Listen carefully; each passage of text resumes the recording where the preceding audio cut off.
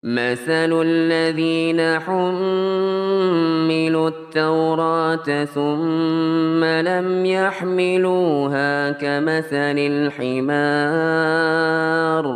كمثل الحمار يحمل أسفارا بئس مثل القوم الذين كذبوا بآيات الله والله لا يهدي القوم الظالمين. Untuk masuk dalam pembahasan sifat sholat atau tata cara sholat tersebut, ada 3 pembahasan penting yang perlu untuk dipahami dan diketahui. Yang pertama, kita akan membahas tentang uzur sholat.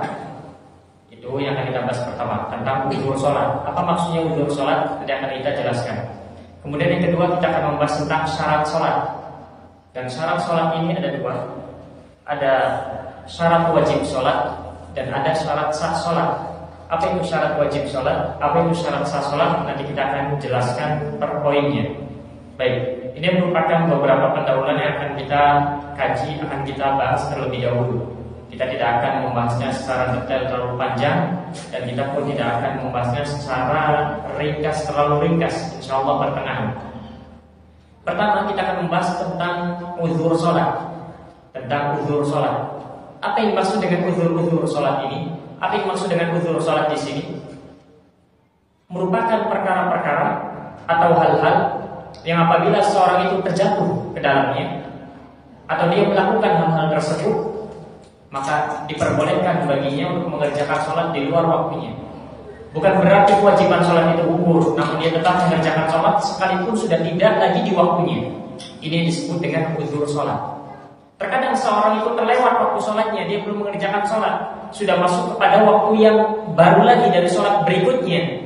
Apa yang harus dilakukan? Kalau dia memang terjatuh dalam uzur ini, maka diperbolehkan baginya untuk kemudian dia mengerjakan sholat yang tertinggal tadi itu di luar waktunya, dan dia tidak berdosa. Sehingga dari sini kita harus memahami tentang uzur sholat. Mungkin ada di antara kaum muslimin yang mereka terlewat satu sholat, kemudian sudahlah tanggung, waktunya sudah habis. Akhirnya dia tidak mengerjakan sholat yang terlewat itu karena tidak memahami hal-hal ini, sehingga kita perlu memahaminya dengan baik. Inilah yang disebut dengan uzur sholat. Yang pertama, seorang boleh mengerjakan sholat di luar waktunya karena sebab yang pertama, karena sebab tidur. Baik, kalau seorang misalkan dia tertidur sebelum masuk waktu sholat, dia tidur, kemudian dia dalam kondisi tidur, waktu sholat itu masuk sampai akhir waktu sholat. Tatkala dia bangun, dia sudah masuk ke waktu sholat yang berikutnya, sehingga dia belum mengerjakan sholat saat dia tidur tersebut. Maka ketika dia bangun, boleh baginya untuk mengerjakan sholat yang tertinggal tadi di luar waktunya. Inilah disebut dengan uzur sholat. Uzur yang pertama adalah tidur. Sehingga misalkan seorang pagi-pagi jam 9 pagi tidur, kemudian bangun maghrib misalkan setengah 7, berarti dia tidak mengerjakan sholat zuhur karena tidur, dan juga tidak mengerjakan sholat asar karena tidur. Apa yang harus dilakukan? Aduh, sudah masuk waktu maghrib.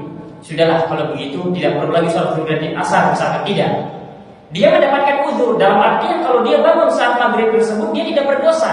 Sekalipun pada waktu zuhur dan pada waktu asar dia tidak mengerjakan sholat zuhur dan asar di waktunya.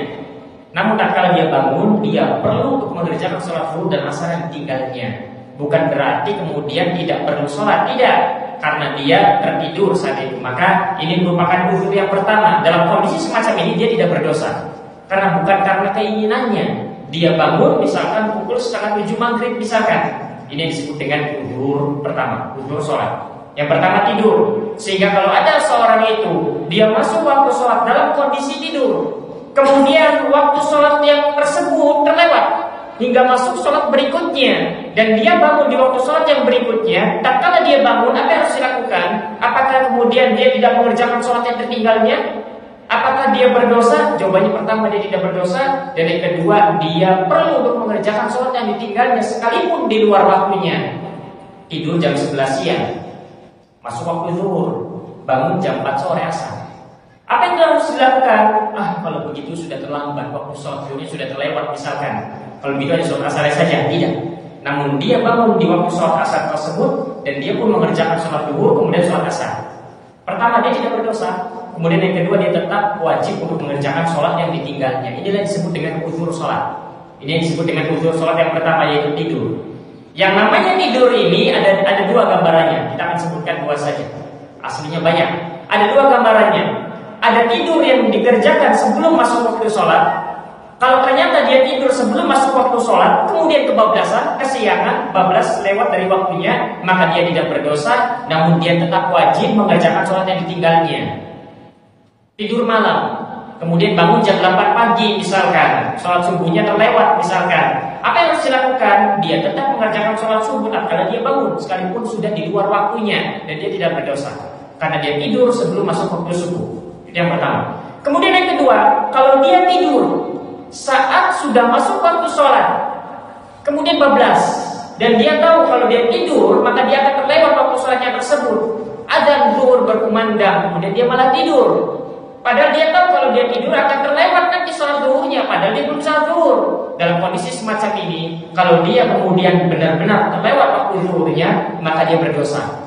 Kemudian yang kedua, dia tetap wajib untuk mengerjakan sholat zuhur sekalipun di luar waktunya, dan dia berdosa.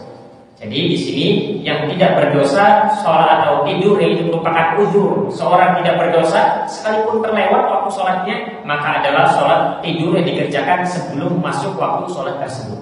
Baik, ini uzur yang pertama. Sehingga kemudian jangan dipahami karena sudah terlewat berarti sudah tidak perlu lagi sholat. Tidak, tetap perlu sholat. Dan dia tidak mendapatkan dosa kalau misalkan dia tidur sebelum masuk waktu sholat. Ini tidur yang pertama, tidur. Kemudian yang kedua, lupa. Uzur berikutnya adalah lupa. Ya memang sekalipun yang mungkin jarang terjadi di antara kita mungkin. Tapi ada saja kadang. Baru juga tadi terdengar suara azan misalkan berkumandang. Ternyata pada Allah dia lupa. Terus asik. Merasa sudah sholat. Kemudian masuk berpuasa. Dia baru teringat. Tadi kayaknya belum sholat zuhur kayaknya. Baru terdengar azan saja misalkan. Maka dalam kondisi semacam ini, maka tidak berdosa. Kemudian dia mengerjakan sholat zuhur yang kemudian yakin bahwa dia belum mengerjakan sholat zuhur dalam kondisi semacam ini. Dengan syarat sebab lupanya adalah sebab yang mubah. Sebab lupanya itu adalah sebab yang mubah. Misalkan ibu-ibu sedang memasak. Ibu-ibu sedang memasak tanggung, terdengar suara azan. Sudah ada niatan, saya pengen sholat zuhur setelah pemasakan ini selesai. Kemudian kayak akan masak, lupa. Misalkan lupa sampai masuk waktu asar, dia teringat, oh iya tadi belum sholat zuhur. Lupa misalkan, dalam kondisi semacam ini dia tidak berdosa, namun tetap mengerjakan sholat zuhur sekalipun di waktu asar. Namun kalau lupanya karena sebab hal yang makruh atau karena sebab yang haram, maka dia berdosa dan dia wajib tetap untuk mengerjakan sholat yang belum dikerjakannya itu. Misalkan karena nonton gosip misalkan, tanggunglah belum komat misalkan, kan udah begitu. Tanggung belum komat, kasihkan nonton TV, lupa. Akhirnya bablas setelah waktunya lewat sudah gitu. Maka dia berdosa dan dia wajib untuk mengerjakan sholat yang kelewat itu. Atau misalkan sedang main gaple, misalkan azan berkumandang, ada niatan baik, pengen sholat di masjid, tanggung satu kali permainan lagi, lupa ternyata sampai masuk waktu berikutnya, maka dalam kondisi semacam ini dia berdosa. Namun dan dia juga tetap wajib untuk mengerjakan sholat yang tinggalnya. Kalau lupanya karena perkara yang mubah, maka dia tidak berdosa. Namun kalau lupanya itu karena sebab yang makruh, apalagi sampai yang diharamkan, maka dia berdosa dan dia tetap untuk kemudian mengerjakan sholat yang ditinggalnya. Bukan berarti karena sudah di luar waktunya berarti sudah tidak ada lagi sholat. Tidak, dia tetap harus mengerjakan sholat kalau memang belum sholat. Baik, Rasulullah SAW bersabda di dalam hadis dikeluarkan oleh Imam Bukhari dan Muslim, "Idza raqada ahadukum 'anis salati aw ghafala 'anha falyusalliha idza dzakaraha fa inna Allaha yaqul aqimis salata li dzikri." Kata Rasulullah SAW, "Idza raqada ahadukum 'anis salat," apabila salah seorang di antara kalian itu tidur, aw ghafala 'anha atau lalai lupa, falyusalliha idza dzakaraha, maka salatlah manakala ingat. Fa inna Allaha yaqul, karena Allah Taala berfirman dalam surat Al-Ayat 14, aqimis sholata li dzikri, kerjakanlah salat ketika ingat. Itu hadis yang pertama. Dalil bahwa yang namanya tidur dan lupa itu merupakan uzur. Kalau memang misalkan seorang itu dia bablas keluar dari waktu sholat karena sebab ini. Kemudian Rasulullah SAW bersabda dalam hadis dikeluarkan oleh Imam Bukhari, "Man nasiya sholatan falyusalli idza dzakaraha. Siapa yang lupa belum mengerjakan salat, kata Rasulullah SAW, falyusalli idza dzakaraha, maka salatlah manakala dia ingat. Maka ini tanda dalil bahwa yang namanya tidur dan lupa merupakan uzur seseorang, dia kemudian boleh mengerjakan sholat di luar waktunya. Bukan berarti karena lupa kemudian sudah masuk waktu sholat berikutnya akhirnya dia tidak mengerjakan sholat sebelumnya. Tidak, dia tetap ada kewajiban mengerjakannya dan diperbolehkan dan dia tidak berdosa. La kafarata laha illa dzalik. Tidak ada kafarat kewajiban baginya selain daripada hal tersebut, yaitu sholat tatkala ingat. Di dalam hadis dikeluarkan oleh Imam Muslim, Rasulullah SAW bersabda, "Man nasiya sholatan aw nama anha." Apabila siapa yang lupa dari sholatnya, siapa yang lupa mengerjakan sholat atau tertidur, fakafaratuha an yusalliyaha idza dzakaraha, maka tebusannya, kafarahnya, kewajibannya adalah dia kerjakan sholat tatkala dia ingat. Kalau tidur tatkala dia bangun, kalau lupa tatkala dia ingat. Baik. Kemudian di dalam hadis yang lain dari sahabat yang mulia Ali bin Abi Thalib, Rasulullah SAW bersabda, hadis dikeluarkan oleh Imam Abu Dawud, rufi'al qalamu an thalathatin, bahwasanya pena itu diangkat dari 3 orang, anin naimi hatta yastayqidha, dari orang yang tidur sampai dia bangun. Sehingga kalau ada orang yang dalam kondisi tidur masuk waktu sholat, tidak ada kewajiban baginya. Sampai dia bangun barulah dia kerjakan kewajiban yang kemudian belum dikerjakannya. Wa anis sobi hatta yahtalima, dari anak kecil sampai ia balik. Wa anil majnuni hatta ya'tila, dan dari orang yang gila sampai dia kemudian berakal sadar kembali. Ini dalil-dalil di antara dalil-dalil yang menunjukkan bahwa yang namanya tidur dan lupa merupakan di antara uzur sholat. Apa yang dimaksud dengan uzur sholat? Kalau seorang terjatuh dalam hal ini, kalau seorang kemudian melakukan hal ini, tidur sebelum masuk waktu sholat dengan syarat, lupa karena sebab yang mubah dengan syarat, halal, mubah, bukan yang makruh, bukan yang haram, maka boleh baginya tatkala dia ingat, tatkala dia bangun mengerjakan sholat tersebut sekalipun di luar waktunya. Bukan berarti tidak ada sholat, tidak, namun dia tetap mengerjakan sholat dan dia tidak mendapatkan dosa, dia tidak berdosa, karena ini merupakan uzur. Kemudian uzur berikutnya yang ketiga adalah karena sebab menjamak sholat. Seorang boleh mengerjakan sholat di luar waktunya kalau memang dia dituntut untuk menjamak sholat. Karena sebab menjamak sholat inilah seseorang boleh mengerjakan sholat di luar waktunya. Kapan saja itu diantaranya tatkala seorang pergi safar. Misalkan seorang yang pergi safar dari kotanya, dari negaranya menuju tempat yang lain, kota yang lain yang sesuai dengan jarak kriteria safar, maka boleh baginya untuk mengerjakan sholat itu di luar waktunya karena dia menjamaknya. Misalkan dia diakhirkan atau dia diawalkan, maka boleh baginya. Kemudian juga misalkan di antara sebab adanya syariat untuk menjamak sholat, misalkan karena hujan lebat, yang kemudian seorang itu kesulitan, mengalami kesulitan manakala berangkat ke masjid, maka seorang boleh untuk kemudian menjamak sholat di masjid dengan syarat dia menjamaknya bersama imam.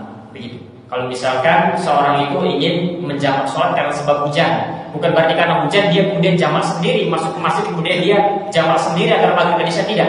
Tapi ada aturannya, khusus hujan ada aturannya. Pertama, kalau memang memberatkan dari rumah menuju masjid. Kalau tidak memberatkan, hanya depan-depanan saja, ya tidak perlu menjamak, karena tinggal nyebrang saja sampai. Yang kedua, kemudian dilakukan secara berjamaah dengan imam rawatibnya.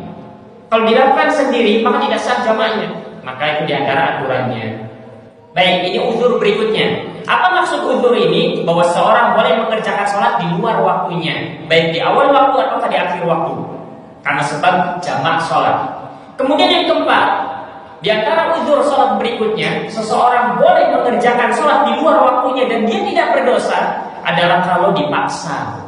Kalau ada yang mengancam untuk dipaksa dengan syarat memang membahayakan diri kita, nyawa kita, misalkan diri kita, kalau dipaksa, kalau memang ada, maka ini diperbolehkan. Misalkan ada seorang yang kemudian mengancam kita, kamu jangan sholat zuhur, misalkan, mengancam kita. Kalau kemudian kita sholat zuhur, maka kita dibunuh, misalkan.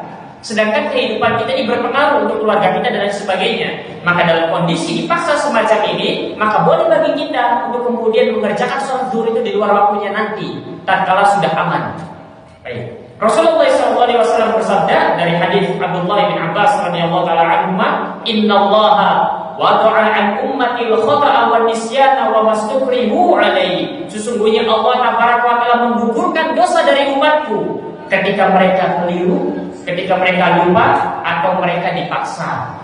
Maka diperbolehkan bagi seorang kemudian kalau dipaksa, misalkan diancam, menyangkut nyawanya, kemudian tidak boleh mengerjakan sholat, misalkan di waktunya, maka boleh bagi kita mengerjakan sholat itu di luar waktunya manakala sudah aman, dengan syarat memang terancam nyawa kita dan lain sebagainya. Baik, ini 4 uzur sholat yang perlu untuk kita pahami. Jangan sampai kemudian ketika kita terjatuh ke dalam uzur-uzur ini, kemudian kita malah tidak sholat sama sekali. Bangun kesiangan misalkan, padahal tidur jam 9 malam, bangun jam 9 pagi, aduh waktu sudah lewat, apa yang harus dilakukan? Ya sudahlah, kan waktu subuhnya sudah lewat. Tidak, dia tetap wajib mengerjakan sholat subuh. Sekalipun di luar waktunya, dia mengerjakan sholat subuh tersebut, dan dia tidak berdosa. Karena bukan karena keinginannya, kecuali kalau misalkan tidur jam 9, azan subuh jam 4 misalkan saat ini, kemudian jam 4:30 dia bangun, duduk dulu sebentar, tidur lagi, dia berdosa. Tapi kalau dia tidak bangun, misalkan dia bangunnya terus sampai kesiangan, maka dia tidak berdosa. Sekalipun ini pasti ada penyebabnya, diantaranya dosa. Baik, ini diantara pembahasan yang pertama, yaitu uzur sholat. Kemudian yang kedua, kita akan membahas tentang syarat sholat. Syarat sholat ada 2. Ada syarat wajib sholat dan ada syarat sah sholat. Ada syarat wajib sholat, ada syarat sah sholat. Apa perbedaan keduanya? Syarat wajib sholat adalah atau menjelaskan tentang kepada siapa sholat itu diwajibkan. Sholat 5 waktu diwajibkan kepada siapa? Nah, inilah yang disebut dengan syarat wajib sholat. Apabila terpenuhi pada diri kita hal-hal yang kemudian terpenuhi syarat wajib sholat ini, maka wajib bagi kita untuk mengerjakan sholat. Dan di sana ada yang disebut dengan syarat sah sholat. Sholat yang dikerjakan oleh seorang dianggap sah apabila syarat-syaratnya nanti terpenuhi. Ada syarat wajib sholat, ada syarat sah sholat. Syarat wajib sholat menerangkan kepada siapa sholat diwajibkan. Syarat sah sholat menilai sholat seseorang sah apabila terpenuhi syarat ini. Maka kita akan bahas terlebih dahulu syarat wajib sholat. Kepada siapa sholat ini diwajibkan?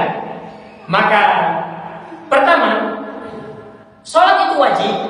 Apalagi sholat 5 waktu. Sholat 5 waktu itu wajib kepada pertama seorang muslim. Maka syarat wajib yang pertama, syarat wajib sholat yang pertama adalah muslim. Seorang muslim wajib untuk mengerjakan sholat. Kalau begitu berarti seorang yang kafir tidak wajib sholat. Nah, seorang yang kafir tidak wajib sholat. Loh, beda sekali ya. Orang kafir tidak kena kewajiban sholat. Makna tidak kena kewajiban sholat bukan berarti dia aman dari perbuatan dosa atau dari dosa, tidak. Maknanya adalah di dunia orang-orang kafir tidak dituntut untuk mengerjakan sholat. Itu makna dari mereka tidak wajib sholat. Maknanya di dunia mereka tidak dituntut untuk mengerjakan sholat. Namun nanti di akhirat mereka akan dipertanggungjawabkan kenapa mereka tidak sholat. Sedangkan mereka mungkin mengerjakan sholat. Bagaimana caranya? Masuk Islam dulu kemudian baru sholat. Sehingga orang kafir tidak wajib sholat. Kenapa? Karena kalau dia sholat tidak sah sholatnya. Karena sholat pun itu sah diterima dari seorang muslim. Maka syarat wajib pertama adalah seorang muslim. Orang kafir tidak wajib sholat. Apa makna tidak wajib sholat di sini? Apakah maknanya sama dengan bayi yang 1 tahun misalkan tidak wajib sholat? Beda. Maknanya adalah mereka tidak dituntut di dunia untuk mengerjakan sholat. Namun di akhirat mereka akan dimintai pertanggungjawabannya. Kenapa mereka tidak sholat? Kenapa? Karena mereka mungkin untuk masuk Islam terlebih dahulu untuk mengerjakan sholat. Baik. Ini yang pertama, syarat wajib yang pertama muslim. Yang namanya kafir itu ada 2 macam. Yang namanya kafir itu ada 2 macam. Ada kafir asli, memang dari lahir terlahir dari keluarga kafir, kemudian besar dididik dalam lingkungan yang kafir, kemudian agamanya pun non-muslim, kafir asli. Dan ada kafir murtad. Sebelumnya muslim, kemudian dia keluar dari Islam, maka kafir murtad. Sekarang bagaimana konsekuensi dari keduanya? Baik, manakala 2 gambaran ini masuk Islam, maka bagaimana konsekuensinya? Apakah kafir asli ini manakala dia masuk Islam misalkan di usia 30 tahun, wajibkah dia untuk kemudian mengqadha salat-salat yang ditinggalkannya sewaktu dalam keadaan kafirnya? Maka para ulama sepakat bahwa orang yang terlahir memang kafir asli, kemudian dia masuk Islam, maka tidak wajib baginya untuk kemudian mengqadha salat-salat yang pernah ditinggalkannya selama dia balik sampai dia masuk Islam.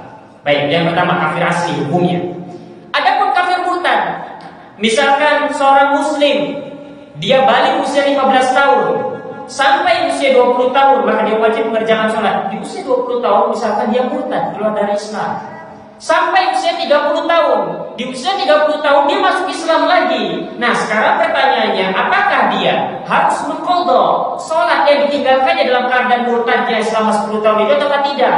Maka para ulama di sini berselisih pandangan. Mereka berselisih pendapat, apakah kafir murtad ini kemudian harus mengqadha ataukah tidak? Maka disebutkan di dalam Al-Mawsu'ah Al-Fiqhiyah Al-Qawaidiyah, "Dzahabat Hanafiyyah wal Malikiyyah ila 'adami wujubi qada'is shalah." Maka mazhab Hanafi dan mazhab Maliki mereka mengatakan bahwa tidak wajib bagi orang ini yang kafir murtad ini untuk kemudian mengqadha salatnya. Allati tarakaha asna'a riddatihi, yang ditinggalkannya dalam kondisi murtadnya. Kenapa? Di annahu kana kafiran, karena dia kafir, dan orang kafir tidak wajib sholat, sehingga tidak perlu dia mengqadha sholatnya. Wa imanuhu yajubuha, dan tatkala dia masuk Islam lagi, maka keimanannya itu yang kemudian menghapus dosa-dosa kafirannya dahulu. Ini mazhab Hanafiyah dan Malikiyah.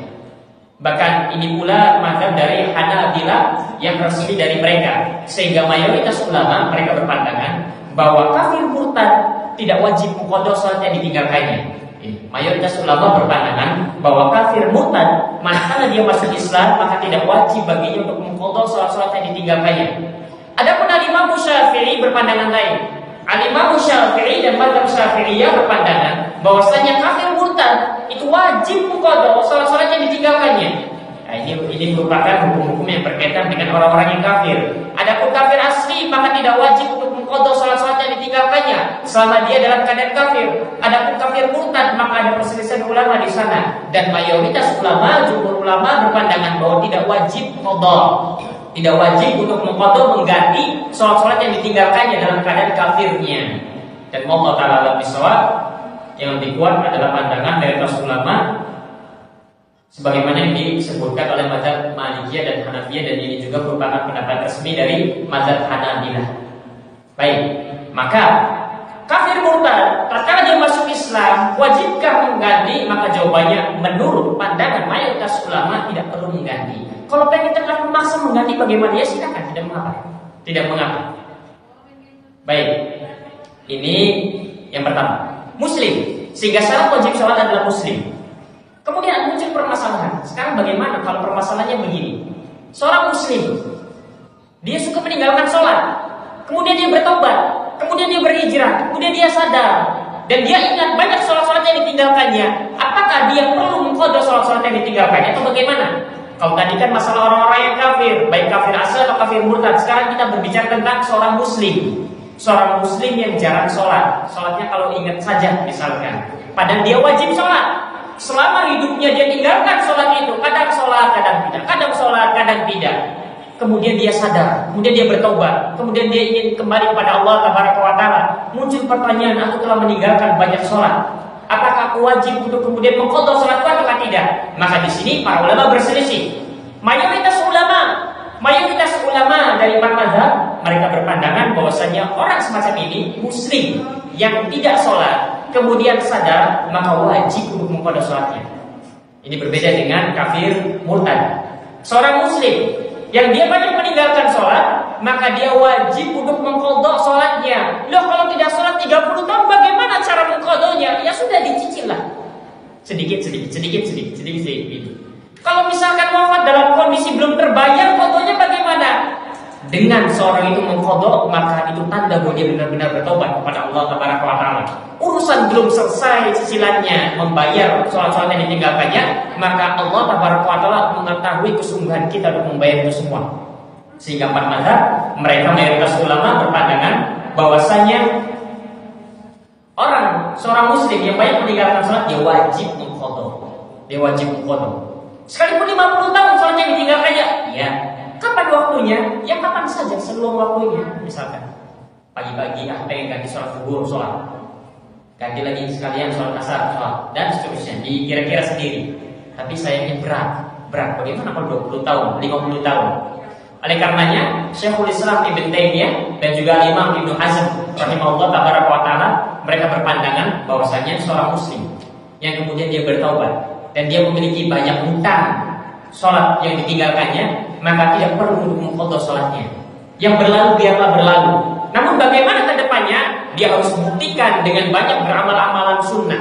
Dia harus buktikan dengan banyak beristighfar meminta ampun kepada Allah Taala. Maka dari sini kita ingin memberikan dulu jalan keluar. Pertama, kalau misalkan di antara kita ada yang memiliki hutang sholat banyak sekali, kalau kita mampu mengerjakannya, kerjakan. Bukti tanda bahwa kita bertobat kepada Allah Taala, mengikuti pendapat mayoritas para ulama. Namun kalau kita merasa berat, maka perbanyaklah untuk mengerjakan ibadah-ibadah sunnah. Perbanyaklah untuk banyak berbuat kebaikan, baik amal soleh, kemudian banyak meminta ampun kepada Allah Taala atas apa yang telah kita lakukan, yaitu tidak mengerjakan sholat wajib. Dan itu merupakan tanda bahwa kita bertobat kepada Allah Taala, dan semoga Allah Taala kemudian memaafkan dan mengampuni dosa-dosa kita. Dan itu bukan masalah dosa kecil, itu dosa yang sangat besar sekali. Di dalam kitab Al-Fiqh Al-Manhaj disebutkan, wa qad ittafaqa jumhurul ulama'i min mukhtalafil madhahibi ala anna tarika sholati yukallafu biqada'iha.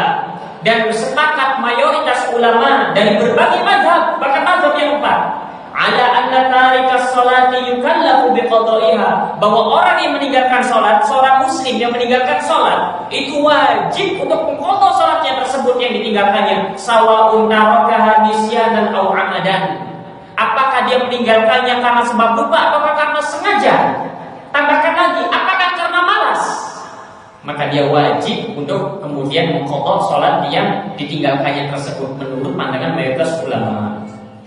Ma'al kita hanya saja bedanya bahwa anna tarikalaha bi'udhrin kanisyani. Sekarang apa bedanya antara seorang kafir murtad yang dia kemudian tidak mengerjakan sholatnya di tengah saat murtadnya dan dia tidak wajib qadha, dengan seorang muslim yang meninggalkan sholat, tidak mengerjakan sholat, dengan seorang yang tidur.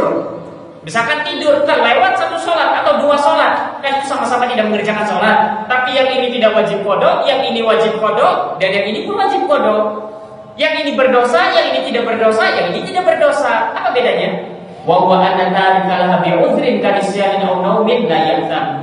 Bedanya kalau orang yang meninggalkan sholat karena uzur, karena sebab lupa yang mubah, atau karena sebab tidur sebelum masuk waktu sholat. Kalau tidur setelah masuk waktu sholat dan dia tahu bahwa kalau dia tidur akan bablas, maka dia berdosa.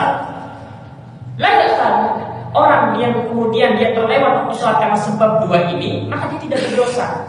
Adapun seorang muslim yang kemudian sengaja tidak mengerjakan sholat bukan karena uzur, karena malas, karena sengaja, maka dia berdosa. Karena dia berdosa. Wala yajibu alaihi mubadaratu ila qada'iha fawran. Dan tidak wajib baginya untuk kemudian mengqadhanya sesegera mungkin. Sehingga kalau kita memilih pandangan mayoritas ulama yaitu mengqadha bagi orang-orang yang kemudian tidak mengerjakan sholat misalkan 20 tahun, boleh baginya untuk menyicilnya. Sehari 5 waktu misalkan. Setelah sholat subuh lagi. Setelah sholat zuhur lagi sebagai ganti qadhanya misalkan, itu tidak mengapa. Tidak harus sesegera mungkin untuk dilunasi, tidak masalah. Yang penting ada niatan bahwa dia itu ingin bertobat kepada Allah Taala. Dibuktikan dengan mengqadha sholat-sholatnya. Ini menurut mayoritas ulama. Kalau memang kita merasa berat, maka cukuplah bagi kita untuk memperbanyak amalan-amalan sunnah, mengerjakan kebaikan-kebaikan, kemudian banyak beristighfar kepada Allah Taala, mengamalkan pandangan dari Syekhul Islam Ibnu Taimiyah dan juga Imam Ibnu Hazm Al-Andalusi rahimahullah taala. Baik, ini syarat wajib yang pertama yaitu muslim, dan bercabang darinya beberapa perkara yang barusan kita sebutkan. Sebenarnya permasalahannya sangat banyak sekali, tapi kita cukupkan dengan pembahasan yang seperti tadi. Kemudian syarat wajib berikutnya, kepada siapa sholat ini diwajibkan, kepada siapa sholat 5 waktu diwajibkan, kepada siapa sholat asar, sholat maghrib diwajibkan. Maka yang kedua adalah kepada orang yang baligh, kepada seorang yang telah baligh. Bagaimana cara mengetahui bahwa seorang itu dikatakan bahwa dia telah baligh? Bagi seorang lelaki, kita ambil beberapa cirinya saja untuk mudah. Bagi seorang lelaki, keluarnya sperma minimal usia 9 tahun. Bagi seorang anak lelaki, keluarnya sperma minimal usia 9 tahun. Kalau di bawah itu, usia 8 tahun, 7 tahun misalkan keluar sperma, maka dia tidak dianggap sebagai seorang yang baligh sekalipun telah keluar spermanya. Minimal usianya 9 tahun. Itu ciri yang pertama, yang mudah untuk kita kemudian lihat. Adapun Adapun bagi seorang wanita, maka keluarnya darah haid minimal usia 9 tahun. Kalau di bawah usia 9 tahun keluar darah haid, maka dia tidak dianggap sebagai wanita yang telah sampai akil balik, tidak. Karena minimal usia 9 tahun, baik laki-laki atau wanita, baik laki-laki mengeluarkan spermanya atau wanita mengeluarkan darah haidnya. Sekarang, kalau tanda ini tidak terlihat, tidak muncul bagaimana? Maka maksimal dengan usia, yaitu 15 tahun. Usia 10 tahun, 11 tahun, tidak juga keluar spermanya, tidak juga keluar darah haidnya. Sampai usia 15 tahun, bahkan sampai 16 tahun, tidak keluar spermanya, tidak keluar darah haidnya. Apakah kemudian dia dikatakan bahwa ini anak bukan orang yang anak yang balik? Jawabannya, kalau dia sudah melebihi usia 15 tahun, sudah genap usia 15 tahun, maka dia sudah balik. Kalau tadi cirinya yang bisa kita lihat, kalau sekarang secara usia 15 tahun, maka seorang anak yang sudah balik, apakah dari sisi usia 15 tahun, kalau sebelumnya tidak ada ciri-ciri keluarnya sperma atau darah haid, maka wajib baginya untuk kemudian mengerjakan sholat. Kalau tidak, maka terancam dengan dosa yang besar, dosa yang sangat besar. Baik, ini balik. Kemudian berikutnya, yang ketiga banyak ciri-ciri balik, sangat banyak sekali, namun kita sebutkan ciri-ciri yang paling menonjol, ciri-ciri yang paling jelas nampak terlihat dari sisi tanda dan dari sisi usia, supaya untuk memudahkan kita. Kemudian syarat wajib berikutnya yang ketiga adalah berakal. Syarat wajib berikutnya wajib tidur. Kalau orang yang tidur pukul 10 pagi, bangun pukul setengah 7 malam, maka dia wajib untuk sholat zuhur dan asar di luar waktunya, tidak mengapa, dan dia tidak berdosa. Untuk orang yang gila, sekalipun terlewat waktu zuhur, waktu asar, dan dia sadar saat setelah maghrib, maka dia tidak wajib untuk mengerjakan sholat zuhur dan asar. Kenapa? Karena saat kewajiban itu turun, dia dalam kondisi gila, dan orang yang gila tidak wajib sholat. Orang yang gila tidak wajib sholat. Ini harus dipahami perbedaannya masing-masingnya. Baik, itu orang yang gila. Sekarang bagaimana dengan orang yang pingsan? Nah, di sini ada perselisihan para ulama. Apakah orang yang pingsan ini dimasukkan ke dalam kategori orang yang gila? Apakah orang yang pingsan ini dimasukkan ke dalam kategori orang yang tidur? Karena kalau dimasukkan ke dalam kategori orang yang tidur, maka sekalipun di luar waktunya dia wajib untuk mengerjakan sholat yang ditinggalkannya. Kalau dia dimasukkan ke dalam barisan orang-orang yang gila, maka kalau terlewat beberapa sholat, maka dia tidak perlu untuk mengganti sholat yang terlewatnya, karena orang gila tidak ada kewajiban untuk mengerjakan sholat. Sehingga disinilah muncul perselisihan para ulama. Hanya saja wallahu ta'ala alam bisawab, orang yang pingsan dikategorikan sebagai seorang yang gila, yang hilang akalnya. Orang yang hilang akalnya. Sehingga kalau ada orang yang pingsan, misalkan pukul 10 pagi, dia pingsan, baik karena misalkan mendengar suara petir misalkan, atau karena dia meminum obat misalkan, atau karena jatuh misalkan, atau karena kaget misalkan, pingsan, jatuh pingsan, kemudian bangun pukul setengah 7 malam, dia sadar, apa yang harus dilakukan? Maka dia tidak perlu untuk mengganti sholat zuhur dan asarnya yang terlewat. Dia cukup mengerjakan sholat maghrib karena dia berada di waktu maghrib. Kenapa? Karena dia disamakan dengan orang yang gila. Sekalipun dia tidak sama dengan orang yang gila, namun dalam hal ini dia sama dengan orang yang gila. Kenapa tidak disamakan dengan orang yang tidur?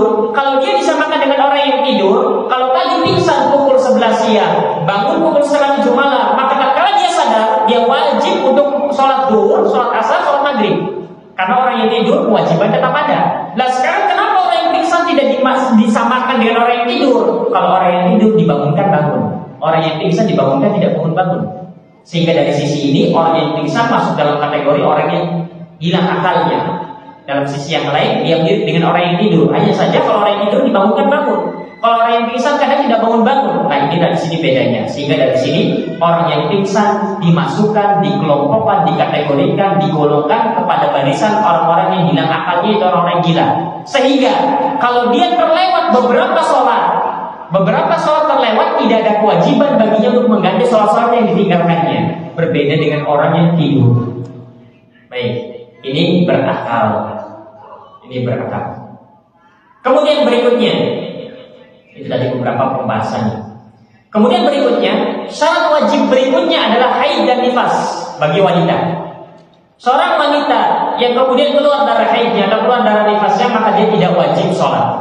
Dia tidak wajib sholat sampai dia bersih. Nah sekarang yang menjadi permasalahan yang paling urgent adalah, sekarang bagaimana kalau misalkan seorang wanita masuk waktu zuhur, dia belum suci.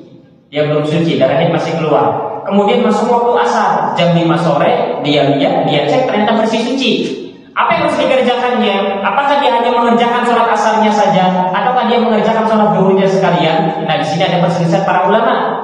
Namun di antara praktik dari sahabat Rasulullah SAW dan difatwakan oleh para sahabat Rasulullah SAW, maka dalam kondisi semacam ini, kalau seorang wanita suci di waktu asar, maka dia sekalian sholat zuhur dan asar. Karena waktu asar merupakan waktu akhir sholat zuhur. Kalau dia suci di waktu isya, maka dia sholat maghrib dan sholat isya. Maka inilah fatwa dari sahabat yang mulia Abdullah bin Abbas radhiyallahu taala anhuma.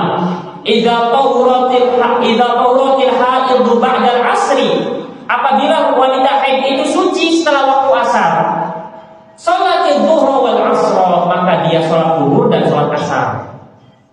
Wa idza taharat ba'da al-'isya wa sholatil maghriba wal 'isya, kalau dia suci setelah waktu isya, dia cek di waktu maghrib masih keluar darah haidnya, dia cek di waktu isya ternyata sudah suci, apa yang dilakukan? Maka dia sholat maghrib dan sholat isya.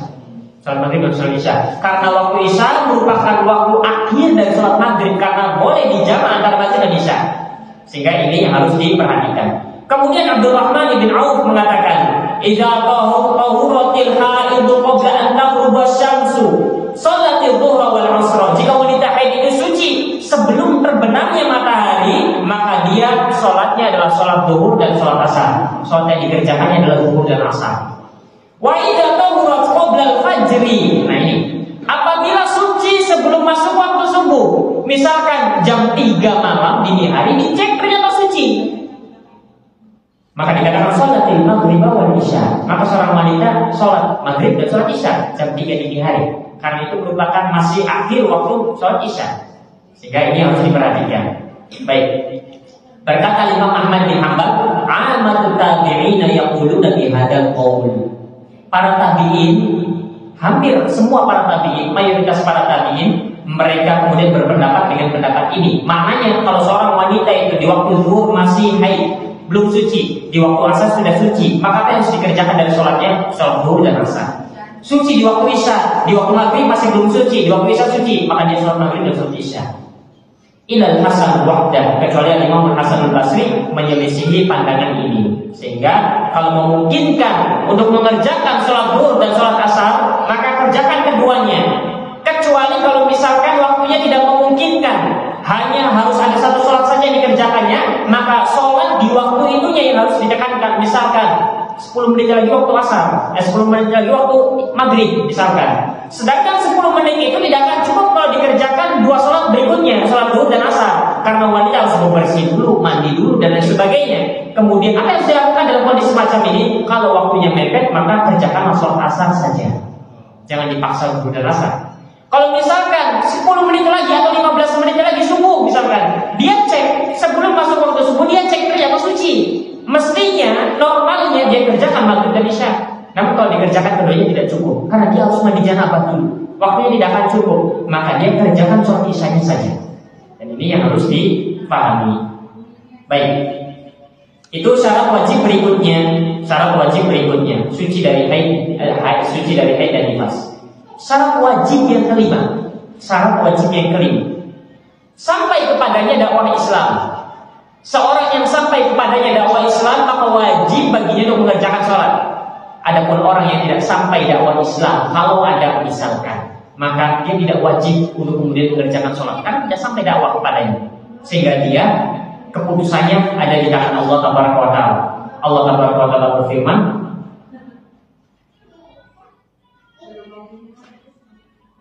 di dalam surat Al-Isra ayat 15, "Wa ma kunna mu'adzibina hatta nab'atha rasulan." Dan kami tidak akan mengazab seseorang sebelum sampai kami mengutus seorang rasul kepada mereka. Sehingga dari sini di antara syarat wajib berikutnya adalah sampainya dakwah Islam kepadanya. Kalau dakwah Islam ini belum sampai, misalkan dia hidup di tempat yang terpencil sekali, tidak ada akses informasi di sana, tidak ada para dai yang sampai di sana, maka keputusannya ada di tangan Allah Tabaraka wa Ta'ala. Ingin diazab atau tidak, itu semua ada di tangan Allah Tabaraka wa Ta'ala. Dan dia tidak mendapatkan kewajiban untuk mengerjakan sholat karena dia tidak tahu. Ini yang kelima. Kemudian syarat wajib yang terakhir, yang keenam adalah sehat inderanya, panca inderanya sehat. Kalau seseorang itu dilahirkan dalam keadaan buta dan tuli, misalkan ada seorang lahir dalam keadaan buta dan tuli, tidak sehat ini panca inderanya, maka dia tidak wajib sholat, karena dia tidak tahu bagaimana dia bisa mengetahui akan wajibnya sholat sedangkan dia buta dan tuli. Sehingga sehat inderanya, ini merupakan syarat wajib yang ke-6. Baik, dengan demikian selesai pembahasan kita tentang pembahasan yang kedua, yaitu syarat wajib sholat. Sehingga sholat itu wajib, hukumnya wajib bagi seorang muslim yang balik, yang berakal, bagi wanita yang suci dari haid dan nifas sampai Islam kepadanya dan sehat panca inderanya. Itu syarat wajib sholat. Kemudian pembahasan terakhir di pertemuan kita di sore hari ini adalah syarat sah sholat. Kalau tadi kepada siapa sholat itu diwajibkan, sekarang sholatnya siapa yang dikatakan bahwa sholat tersebut itu sah. Ini yang disebut dengan syarat sah sholat. Disebutkan oleh Syekh bin Baz rahimahullah ta'ala bahwa syarat sah sholat itu ada 9. Syarat sah sholat ada 9. Syarat sah yang pertama Islam. Maka Islam merupakan syarat wajib dan syarat sah. Syarat wajib sholat dan syarat sah sholat Islam. Kemudian yang kedua berakal. Maka berakal merupakan syarat wajib dan syarat sah sholat. Karena berakal pun sama masuk dalam syarat wajib sholat. Kemudian yang ketiga, kalau syarat wajib sholat adalah baligh. Seorang yang baligh wajib sholat. Kalau syarat sah sholat yang ketiga adalah mumayyiz. Seorang anak yang mumayyiz maka sah sholatnya, namun dia tidak wajib sholat. Kalau ingin sholat, sholatnya sah. Kapan seorang anak dikatakan sebagai seorang anak yang mumayyiz? Manakala usianya telah genap 7 tahun. Karena Rasulullah SAW bersabda di dalam hadis dikeluarkan oleh Imam Abu Daud, muru abna'akum bis-sholati li sab'i sinina. Perintahkanlah anak-anak kalian untuk mengerjakan sholat pada usia 7 tahun. Sehingga usia 7 tahun ini merupakan usia seorang anak dikatakan sebagai seorang anak yang mumayyiz. Kalau seorang anak ini mengerjakan sholat dengan cara yang benar, maka sholatnya sah. Sehingga anak usia 7 tahun boleh menjadi imam. Adapun di bawah itu, sekalipun bacanya bagus, sholatnya benar, tidak sah sholatnya. Ini terkait dengan syarat sah sholat. Apakah seorang anak yang mumayyiz usia 7 tahun, 8 tahun wajib sholat? Coba tidak wajib. Kalau dia ingin sholat, ingin tidak sholat, terserah. Namun orang tuanya mengajarinya, mendidiknya untuk membiasakan diri dengan sholat. Dan kalau dia menjadi imam, sah sholatnya. Namun dia tidak wajib. Nah, ini bedanya dengan syarat wajib. Kalau syarat wajib baligh. Kalau dia tidak sholat, berdosa. Kalau ini syarat sah sholat, yaitu mumayyiz. Kemudian yang keempat, syarat sah berikutnya, yang keempat adalah suci dari hadas. Wa raf'ul hadathi, suci dari hadas. Baik pakaian kita, baik tubuh kita, ataukah tempat sholat kita, suci dari hadas. Ini merupakan syarat sah sholat. Kalau ada seorang yang sholat dengan membawa najis, karena hadas itu adalah najis, baik najis besar atau najis kecil. Kalau seorang itu membawa najis pada dirinya, bukan kotoran ya, karena kotoran bisa jadi najis, bisa jadi tidak. Kalau seorang sholat dengan membawa najis dan dia tahu ada najis pada dirinya, maka sholatnya tidak sah. Inilah disebut dengan syarat sah sholat. Sekarang bagaimana gambarannya? Kalau seorang sholat, kemudian dia tahu pada pakaiannya ada najis di tengah sholatnya. Kalau sebelum sholat bisa dilepas, bisa ganti dulu. Namun sekarang masalahnya kalau sedang sholat. Kalau sedang sholat, dia ingat bahwa tadi di pecinya ada najis, misalkan ada najis, misalkan. Apa yang harus dilakukan? Maka jawabannya kalau memungkinkan untuk dilepas, maka dilepas. Kemudian dia lepaskan itu dari tubuhnya, kemudian dia lanjutkan sholatnya dan sholatnya sah. Kalau memungkinkan. Kalau tidak memungkinkan untuk dilepas, maka apa yang harus dilakukan? Ya dia batalkan dulu terlebih dulu sholatnya, kemudian dia lepas najisnya, kemudian dia sholat lagi. Baik, itu suci dari hadas, yang dimaksud dengan suci dari hadas. Sekarang gambarannya begini. Kalau misalkan sebelum sholat kita menyadari bahwa diri kita ini suci. Saat sholat kita tahunya bahwa diri kita ini suci. Setelah sholat ternyata kita ingat bahwa ternyata di tubuh kita ada najis. Apa yang harus dilakukan? Kalau sudah selesai sholatnya, maka sah sholatnya. Kalau sudah selesai sholatnya, maka sah sholatnya. Tidak perlu untuk mengulang. Oh iya, baru ingat tadi pecinya najis. Misalkan ada najis yang melekat pada pecinya, tapi sholatnya sudah selesai dikerjakan, maka tidak mengapa, tidak mempengaruhi keabsahan sholatnya. Baik, ini suci dari hadas. Sekarang masalahnya bagaimana kalau misalkan kita bawa sajadah, di balik sajadahnya ada najis. Di balik sajadahnya ada najis. Lantainya najis. Kemudian kita gelar sajadah. Bagaimana hukum salat kita ini? Misalkan, maka jawabannya kalau misalkan lantai ada najis, kemudian kita tutup dengan sajadah, kita sholat di atasnya, Kalau misalkan tidak merembes sampai kemudian ke sajadah kita, kemudian menempel dengan kulit kita, maka sholatnya sah, sekalipun di bawahnya ada najis. Misalkan ada kotoran manusia yang sudah mengering, najis. Kemudian kita sholat di atasnya dengan menggunakan sajadah yang tebal, di bawahnya najis, kita sholat di atasnya, apakah sholat kita sah? Jawabannya sah. Kenapa? Karena tidak melekat pada tubuh kita. Tapi kalau misalkan najisnya masih basah, kemudian merembes sampai ke sajadah, sampai naik ke permukaan, nempel kulit kita, maka sholatnya tidak sah. Baik, ini terkait dengan suci dari hadas. Sehingga poinnya pertama, kalau kita ingat di tengah sholat kita ada najis, kalau bisa dilepas. Kalau tidak bisa dilepas, maka membatalkan diri itu, kemudian kita lepas najis tersebut. Kalau tadi kita melepaskan diri saat di tengah sholat, apakah sah sholatnya? Jawabannya sah sholatnya. Kalau memang mungkin untuk dilepas, lanjutkan sholatnya. Kemudian yang kedua, kalau kita tahunya, ingatnya, setelah selesai sholat, ternyata apa yang kita lakukan, ternyata tadi kita membawa najis, apa yang harus kita lakukan? Tidak perlu untuk mengulangi sholatnya, sah sholatnya. Ini terkait dengan hadas. Sekarang yang ketiga, kalau misalkan boleh tidak, lantainya ada najisnya, kemudian kita sholat di atas sajadah yang kering, yang najis tersebut tidak merembes hingga ke sajadah kita, maka boleh dan sah sholatnya. Baik, begitu. Ini terkait dengan suci dari hadas. Kemudian yang kelima, syarat sah berikutnya dari syarat sah sholat adalah izalatun najasah.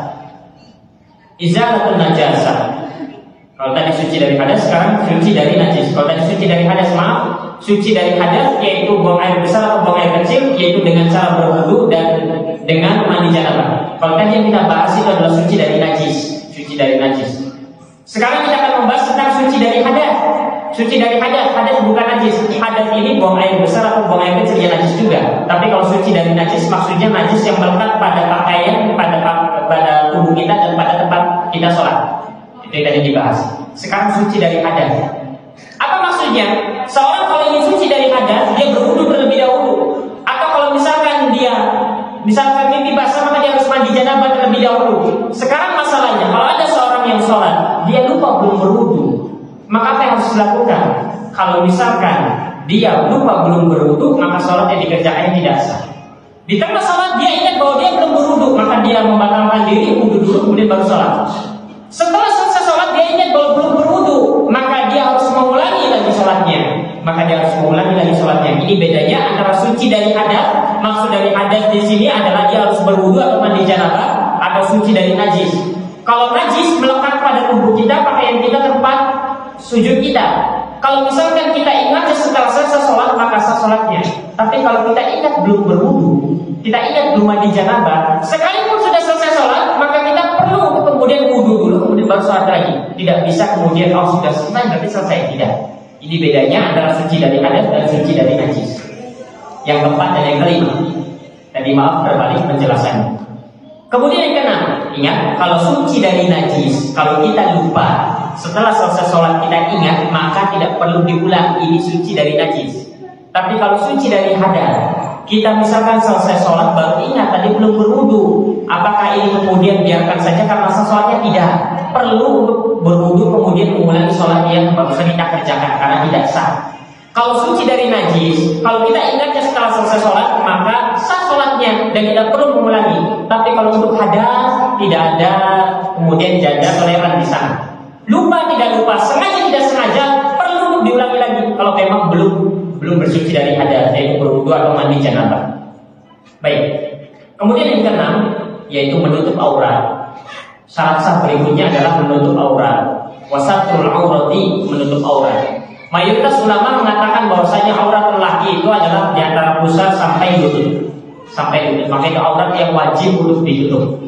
Adapun wanita maka seluruh anggota tubuhnya kecuali wajah dan telapak tangannya. Maka ketika sholat maka dibuka wajah dan juga telapak tangannya, kemudian meletakkan kepada tempat sujudnya. Kalau tidak memungkinkan maka tidak mengapa sambil wajah tersebut ditutup. Sekarang menjadi masalah adalah, yang menjadi titik permasalahannya adalah manakala aurat itu tersingkap. Ketika kita sedang sholat, maka pertama, kalau aurat itu tersingkap tidak sengaja, baik dalam waktu yang lama atau dalam waktu sekejap, kemudian kita tutup kembali, maka sholat kita sah, tidak mengapa. Tersingkap terkena angin, kemudian kita langsung tutup, bukan karena kesengajaan, maka sah sholatnya, lanjutkan, tidak perlu dibatalkan. Namun, kalau sengaja disingkat, baik sebentar atau lama waktunya, maka batal, otomatis langsung batal. Misalkan sengaja disingkat, kemudian langsung tutup lagi, sekian detik misalkan, itu batal sholatnya. Baik, itu diantara. Jadi misalkan ada orang yang sholat tidak sengaja, bagian aurat belakangnya terlihat lama misalkan sampai rukunya selesai dan dia tidak tahu, maka sah sholatnya, tidak pernah. Namun kalau dia ingat, maka dia langsung tutup lagi. Jangan biarkan, jangan sampai dalam kondisi dia tahu auratnya tersikap. Kalau dia tahu auratnya tersikap dan tidak ditutup, maka batal sholatnya. Tapi kalau tidak tahu, maka tidak mengapa, dia tidak batal sholatnya. Kemudian yang ketujuh, wadukhulul waktu, syarat sah sholat berikutnya adalah masuknya waktu sholat. Masuknya waktu sholat. Kalau ada orang yang kemudian mengerjakan sholat di luar waktunya, belum masuk waktu sholat, dia sudah sholat, maka tidak sah sholatnya. Baik kalau dia tahu ataukah tidak tahu. Misalkan dia tidak tahu, jam 10 dia sholat zuhur, kemudian azan zuhur berkumandang. Iya, ini belum masuk waktu zuhur ya tadi ya. Misalkan masuk waktu zuhur, apa yang harus dilakukan? Sudahlah, ya sudah sholat zuhur. Misalkan tidak, dia harus kemudian mengerjakan sholat zuhur di waktunya. Dia harus mengerjakan sholat zuhur di waktunya, karena ini merupakan syarat sah sholat berikutnya.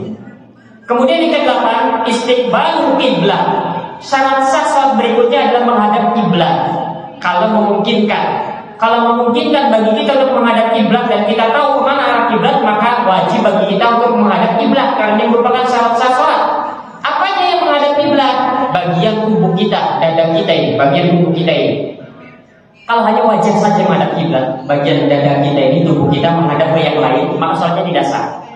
Misalkan kita sengaja menghadap kiblat hanya wajahnya saja, badannya dibelokkan, sholatnya tidak sah. Karena yang harus menghadap kiblat adalah bagian tubuh kita ini. Kepalanya menghadap yang lain, sholatnya sah, hanya saja makruh, tidak disukai. Baik, ini menghadap kiblat. Nanti ada dalam pembahasan takbiratul ihram pun ada kaitannya dengan masalah ini. Baik, kemudian yang terakhir, yang ke-9 adalah niat. Niat, syarat sah sholat berikutnya adalah niat. Seorang harus meniatkan memang sebelum dia takbiratul ihram, dia harus menghadirkan niat bahwa dia ingin mengerjakan sholat. Dan bukti bahwa seorang itu telah berniat adalah manakala seorang melangkahkan kakinya dari rumah ke masjid, maka itu tanda bahwa dia telah meniatkan. Jadi kalau begitu, kenapa? Karena dia jelas tujuannya mau ngapain ke masjid, sholat. Itu tanda bahwa dia itu telah berniat. Maka ini merupakan 9 syarat sholat sebelum seorang itu kemudian mengerjakan sholat. Jadi ada yang namanya uzur sholat, ada yang namanya syarat wajib sholat, dan ada yang namanya syarat sah sholat. Baik, mungkin ini yang bisa kita sampaikan secara ringkas. Asalnya pembahasan masing-masingnya itu sangat panjang sekali, namun kita ringkas saja untuk mengefektifkan waktu. Barangkali ada 1-2 pertanyaan.